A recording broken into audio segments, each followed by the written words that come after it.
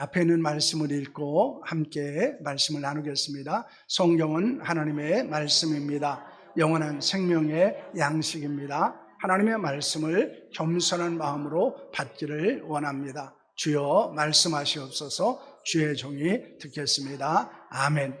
우리에게 주시는 하나님의 말씀을 통해서 우리의 삶이 다시 한번 회복되어지고 또 걸어가게 되어지는 은혜가 우리 가운데 일어나기를 소망합니다. 이스라엘의 결혼식은 전통과 문화와 종교적으로 매우 중요한 의미를 가지고 있습니다.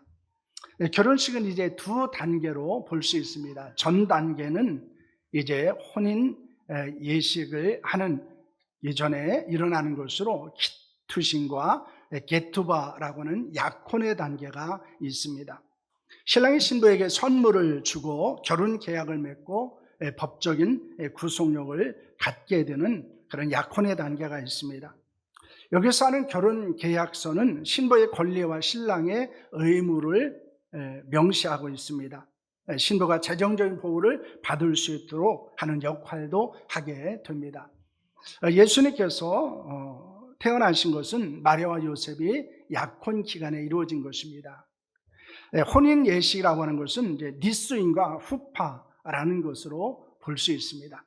신랑의 친구들과 함께 신부 집에 가서 신부를 데려옴으로써 이 혼인 예식 시작이 됩니다. 성경에 나오는 열처녀의 비유는 신랑이 신부를 데리고 오는 것을 배경으로 하고 있는 것입니다. 결혼 서약을 하고 반지를 교환합니다. 유대교 납비와 하객들은 신부를 위해서 7가지 축복을 낭독하게 됩니다. 그리고 이제 세우다트 미츠바라고 하는 결혼 피로연이 열리게 됩니다. 한 7일 정도 열리게 되는데요. 그때는 음식과 음악과 춤을 즐기게 됩니다. 그때 마시는 포도주는 기쁨과 행복, 축복을 상징적으로 보여주고 있는 것입니다.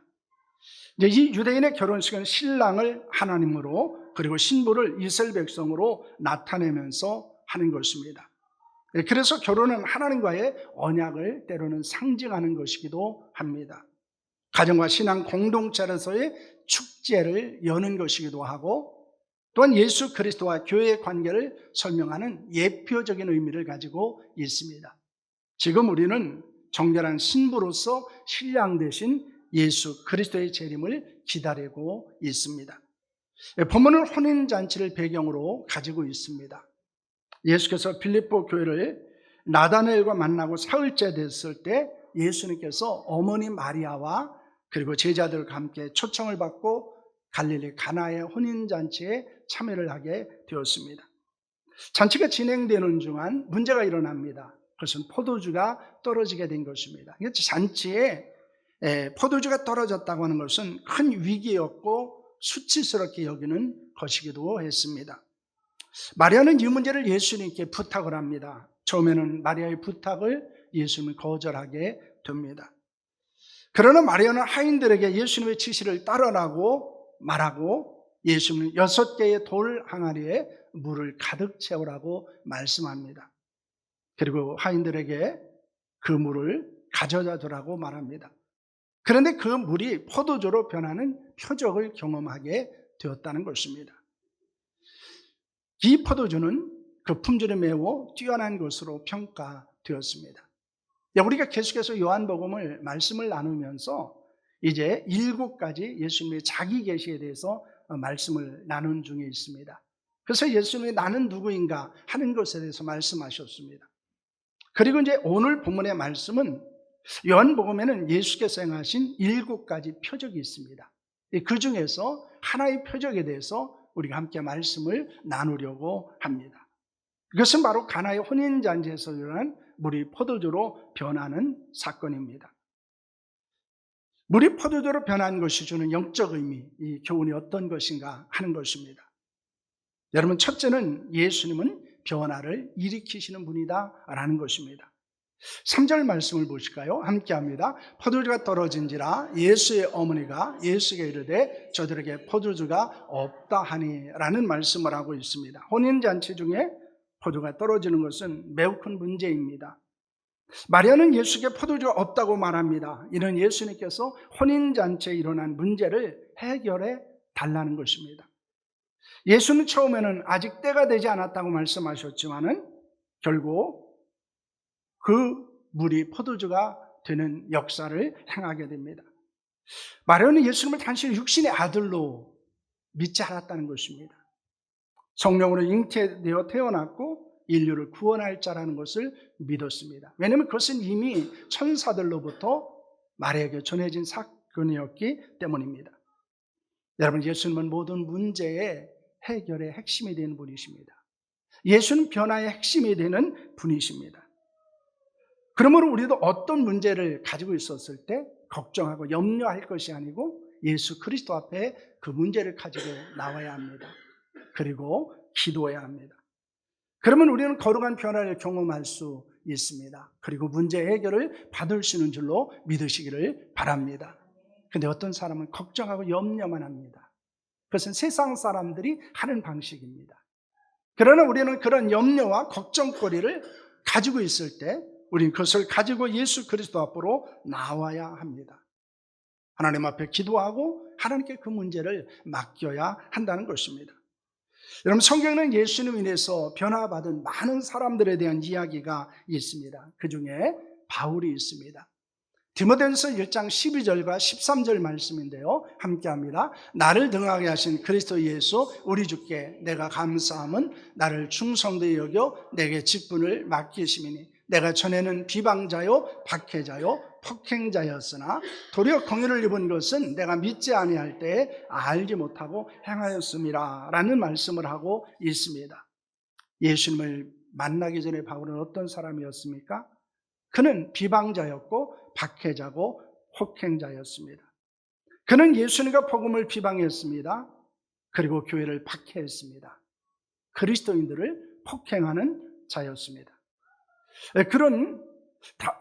그가 담액사로라는 길에 박해하던 예수 그리스도를 만나게 되고 그가 변화를 경험하게 됩니다. 바울은 변화된 후에 어떤 사람이 됩니까? 복음의 일꾼이 되고 교회 일꾼이 되었습니다. 여러분, 우리도 그리스도 예수 안에서 새로운 피조물이 되었다고 성경은 말씀하고 있습니다. 여기서 새로운 피조물이라고 하는 것은 단순한 변화가 아니고 우리의 존재 자체가 변했다는 것입니다. 우리의 신분이 변했다는 것입니다.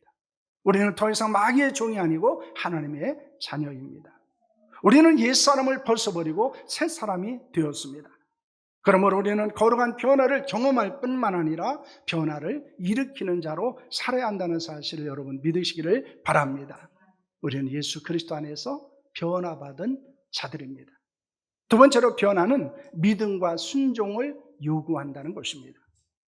5절과 7절, 8절 말씀입니다. 함께합니다. 그의 어머니가 하인들에게 이르시되 너에게 무슨 말씀을 하시는지 그대로 하라 하니라. 예수께서 그들에게 이르시되 항아리에 물을 재우라 하신즉 아기까지 재우니 이제는 떠서 연회장에게 갖다 주라 하시매 갖다 주었더니 라는 말씀을 하고 있습니다. 마리아가 하인들에게 예수께서 무슨 말씀을 하신지 그대로 하라고 말합니다. 예수는 하인들에게 항아리에 물을 아기까지 채우라고 말씀하십니다. 그리고 하인들에게 그 물을 떠다 연회장에게 주라고 말씀하셨습니다. 그러자 물이 포도주로 변했습니다. 연회장은 그것이 어떻게 된지 몰랐습니다. 그러나 하인들은 알고 있었습니다. 물을 포도주로 변하게 하신 분은 예수님입니다. 그러나 그 변화는 믿음과 순종을 통해서 일어났다는 것입니다. 여러분, 어떤 사람이 변화를 경험할 수 있을까요? 그리고 그 변화를 지속할 수 있습니까? 그것은 믿음입니다. 그리고 순종입니다. 여러분, 예수님에 대한 믿음을 가졌을 때, 그리고 예수님의 말씀에 순종했을 때 우리는 끊임없이 변화를 경험할 뿐만 아니라 그 변화를 지속하는 자가 될 수 있고 변화를 일으키는 자가 될 수 있다는 것입니다. 마가복음 5장 34절 말씀을 보실까요? 함께합니다. 예수께서 이르시되 딸아 내 믿음이 너를 구원하였으니 평안히 가라. 내 병에서 놓여 건강할지어다 라는 말씀을 하고 있습니다. 혈류증으로 12년 동안 앓아서 고생을 하던 여인이 있었습니다. 그런데 누가 그 여인에게 예수님에 대한 소문을 전해주었습니다. 예수 그리스도는 모든 질병을 치유하실 수 있는 분이라는 것입니다. 그리고 그분은 아무런 대가도 요구하지 않는 분이라는 것이었습니다. 12년 동안 치료하기 위해서 돈도 떨어졌고 육체적으로 더 심한 병으로 인해서 고통하고 있던 여인은 믿음이 생겼습니다. 예수 그리스도의 옷자락을 만지면 나을 것 같은 믿음이 그에게 일어났습니다. 그래서 살그머니 예수님의 뒤로 가서 예수님의 옷자락을 만졌습니다.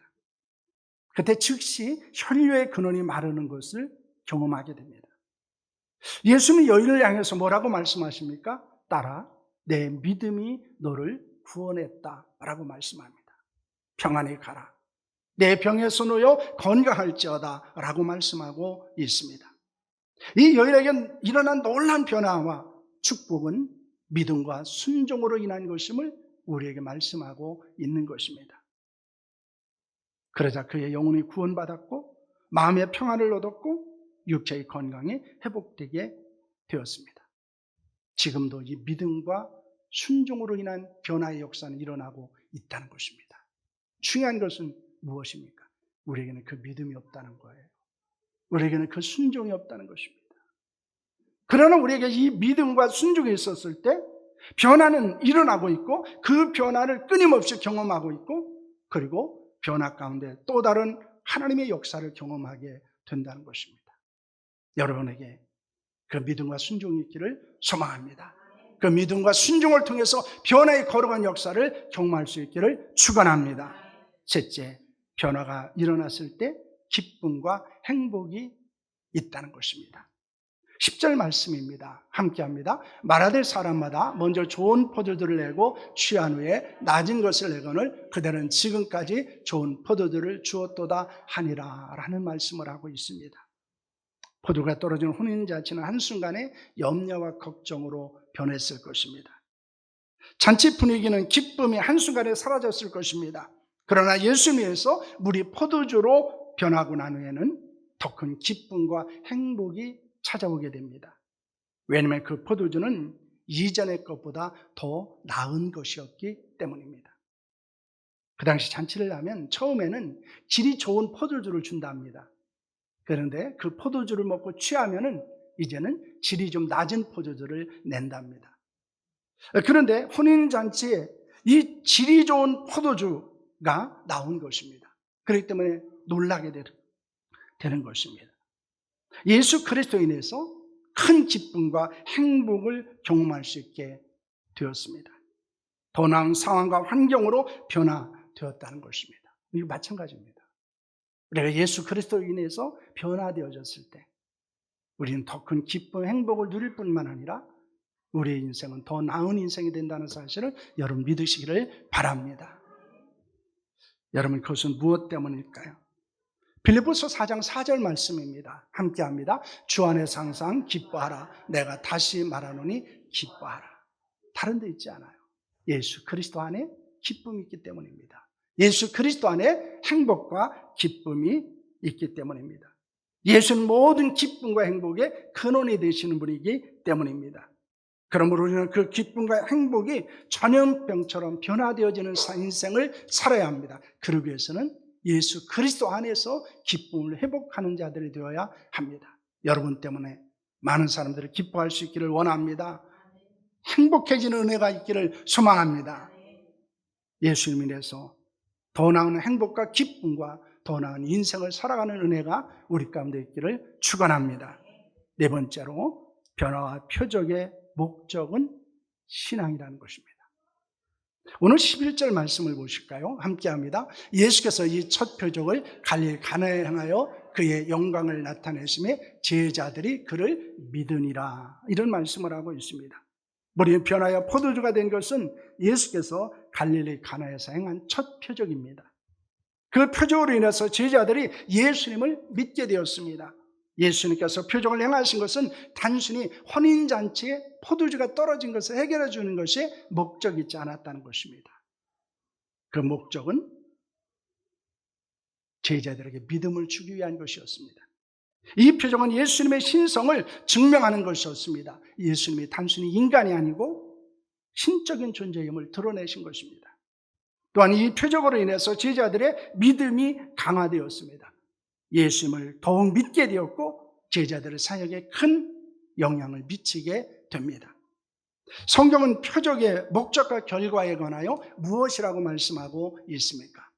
사도행전 2장 21절 22절입니다. 함께합니다. 누구든지 주의 이름을 부르는 자는 구원을 받으리라 하였느니라. 이스라엘 사람들아 이 말을 들어라.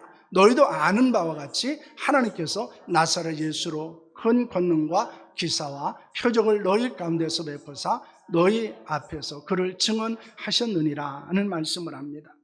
하나님은 나사렛 예수를 통해서 놀라운 권능과 기사와 표적을 행하셨습니다. 그것을 통해서 예수 그리스도를 구원자라는 것을 믿게 하셨다는 것입니다. 그러므로 예수 그리스도의 이름을 부르는 자는 구원을 받는다고 말씀하고 있습니다. 여러분, 표적의 목적은 믿음입니다. 표적의 결과는 구원이라는 거예요. 특히 포도주는 예수 그리스도의 피, 즉 구원을 위한 예수 그리스도의 보혈을 상징하고 있습니다.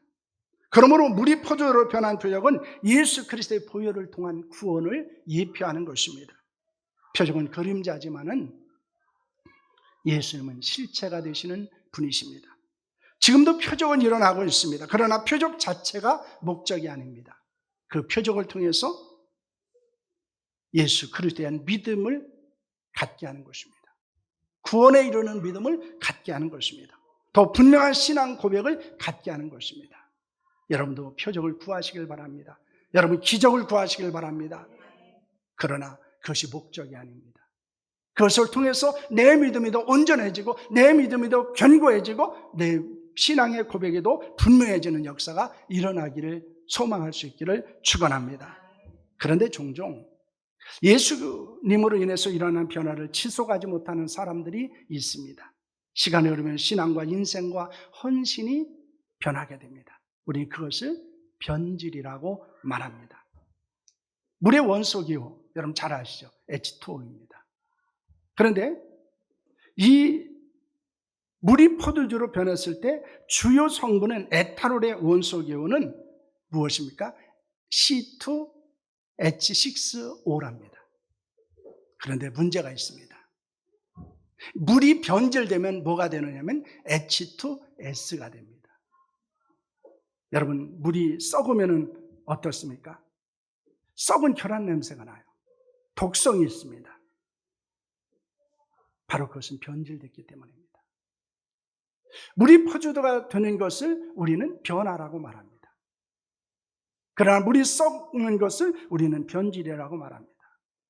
우리는 예수 그리스도 안에서 거룩한 변화를 경험한 자들입니다. 그리고 그 변화는 시간과 환경으로 인해서 변질되지 않아야 한다는 것입니다. 그러나 이것은 쉽지 않습니다. 그래서 많은 사람들이 거룩한 변화를 경험했음에도 불구하고 변질되어진 것들을 경험하게 됩니다. 그런데 거룩한 변화를 경험하고 변화를 일으킨 그리스도인의 고백이 있습니다. 이 고백은 이제 차인표라는 탤런트의 고백입니다. 그는 그리스도 안에서 거룩한 변화를 경험하고 그는 거룩한 변화를 일으키는 자로 살아가고 있습니다. 그가 하는 컴패션을 통해서 많은 사람들이 그리스도의 사랑을 경험하고 나누는 자로 살아가고 있습니다. 우리는 그리스도 안에서 변화된 자들입니다. 그래서 우리의 이름은 그리스도인입니다. 그런데 하나님은 우리에게 이렇게 질문하십니다. 내가 그리스도인이라는 것을 어떻게 증명하겠느냐? 라고 말합니다. 우리의 말에 있지 않아요. 우리의 삶에 있습니다. 내가 어떻게 살아가고 있는가에 있다는 것을 우리에게 보여주고 있습니다. 그리스도인은 신앙의 대상이 변해야 합니다. 세계관과 가치관도 변해야 됩니다. 인생의 목적도 변해야 합니다. 삶의 방식도 변해야 합니다. 우리는 물이 포도주로 변한 표적을 살피며 은혜를 경험한 자로 어떻게 살아야 합니까? 우리는 복음의 은혜를 경험하고 누려야 합니다. 복음이 우리를 변화시켰고 복음이 우리를 구원했습니다. 우리는 복음 안에서 능력 있는 자로 살아가게 됩니다. 또한 우리는 예수 그리스도의 보혈의 은혜에 감사해야 합니다. 이 감사가 사라질 때 우리는 변질을 경험하게 됩니다. 작은 일에도 원망하게 되고 불평하게 되고 절망하고 낙심하는 자가 될 수 있습니다. 우리는 천국의 잔치에 기쁨과 행복을 나누는 자로 살아야 합니다. 내가 그리스도 안에서 변화받은 것이, 내가 그리스도 안에서 구원받은 것이, 내가 천국 백성이 된 것은 그 무엇과도 바꿀 수 없는 기쁨이요 행복입니다. 우리는 이것을 나만 누리는 자들이 아니고 우리는 이것을 나누는 자들로 살아야 합니다. 바로 그것이 복음을 전하는 자로 살아가는 것입니다.